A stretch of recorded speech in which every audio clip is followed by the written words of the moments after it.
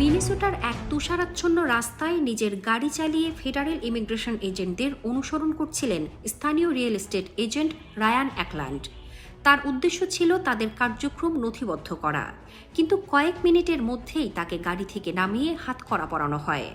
Federal কর্মকর্তাদের দাবি, তিনি ফেডারেল ইমিগ্রেশন এজেন্টদের কাজে বাধা দিচ্ছিলেন। সেখান থেকে অ্যাকল্যান্ডকে মিনিয়াপলিসের immigration and customs enforcement ICE অফিসে নিয়ে যাওয়া হয়। ওই অফিসে একটি টেবিলে হাতে লেখা সাইনবোর্ড ইউএসসি 111।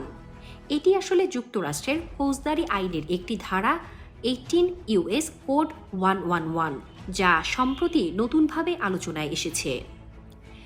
এই আইন অনুযায়ী কোনো ফেডারেল কর্মকর্তার দায়িত্ব পালনে জোরপূর্বক বাধা, আক্রমণ বা প্রতিরোধ করা অপরাধ। দোষী সাব্যস্ত হলে 8 বছর পর্যন্ত কারাদণ্ড হতে পারে। অস্ত্র বা শারীরিক আঘাতের ক্ষেত্রে শাস্তি বাড়তে পারে 20 বছর পর্যন্ত।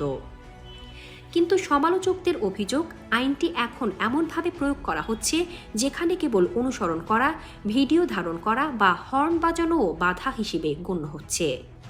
এদিকে তথ্য বিশ্লেষণে দেখা গেছে, ট্রাম্প প্রশাসনের দ্বিতীয় মেয়াদের প্রথম বছরে এই ধারায় মামলার সংখ্যা উল্লেখযোগ্যভাবে বেড়েছে, বিশেষ করে মিনেসোটা, শিকাগো, লস অ্যাঞ্জেলেস ও পোর্টল্যান্ডের মতো শহরে, যেখানে ইমিগ্রেশন অভিযান ঘিরে প্রতিবাদ হয়েছে।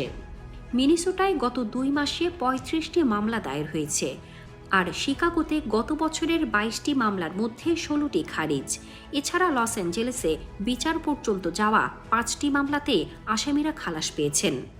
আইন বিশেষজ্ঞরা বলছেন, ফেডারেল মামলায় এত বেশি খারিজ বা খালাস পাওয়া অস্বাভাবিক।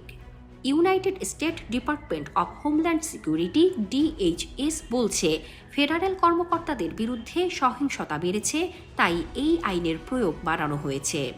তাদের বক্তব্য, যে কেউ আমাদের কর্মকর্তাদের আক্রমণ করবে বা বাধা দেবে, সে ফেডারেল অপরাধ করছে।